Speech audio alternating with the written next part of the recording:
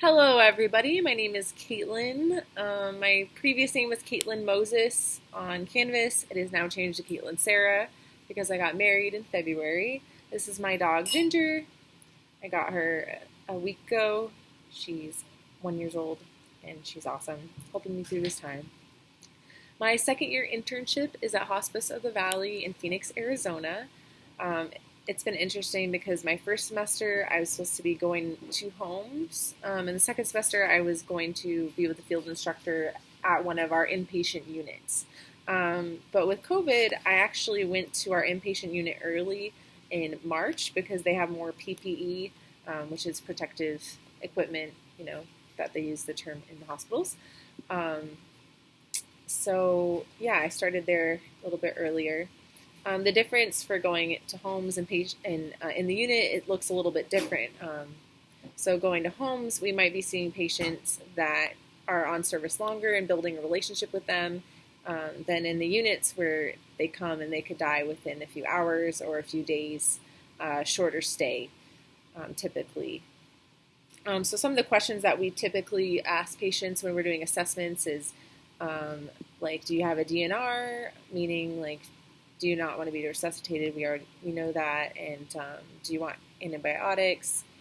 Do you want to be hospitalized? The list kind of goes on. And no feeding tubes or anything like that. Were you a veteran? Who's your medical power of attorney? Do you have a mortuary selected? We ask that question a lot in the units because we know they're going to die faster, or they literally, need that option picked. And then, of course, we provide a lot of social and emotional support for the families and the patients during this difficult time.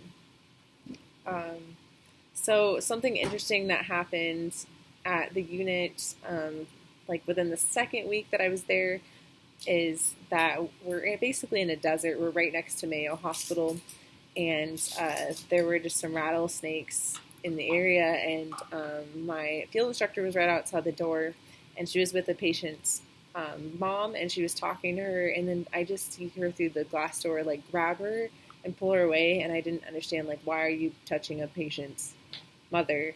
And then I'm like, oh my gosh, there's a snake, so we lock the door, and they're outside with the snake, and then we call security to come get this rattlesnake. It was just pretty crazy. And then we had a snake, like, that same week, another rattlesnake come up towards the area. So we have a lot of wildlife in that area. It was kind of interesting also just during the COVID time because at the unit it was very empty because the hospital was empty, and a lot of our patients come straight from Mayo or from their homes. And one of the things we thought about was, like, oh, they don't want to, like, leave their home. They'll just, like, suffer in their pain instead of coming to get their pain, like, fixed in the unit to go home because they are afraid of exposure. And then in the hospitals, they weren't allowing, families to visit patients. They were kind of stuck there, and then they would come and die at our unit.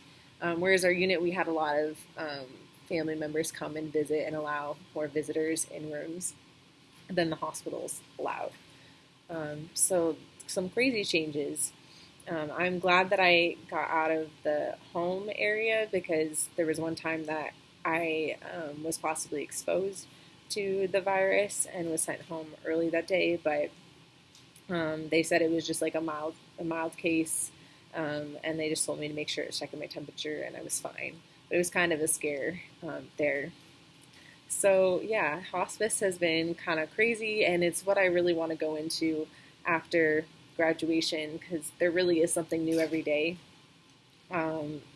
Patients will surprise you with their dying process, and some will bounce back, some will die a lot faster, and the families in that unique time to console is just rewarding and special. So yeah, I'm excited. We have our final project to complete, which I'm a little nervous about, and I bet a lot of you are too, because I had bigger plans for it, and I did not get some of those activities that I wish to complete done, so we're having to draw on what we have. So yeah, we're almost there. Class of 2020. Let's finish strong and go make a difference in this world.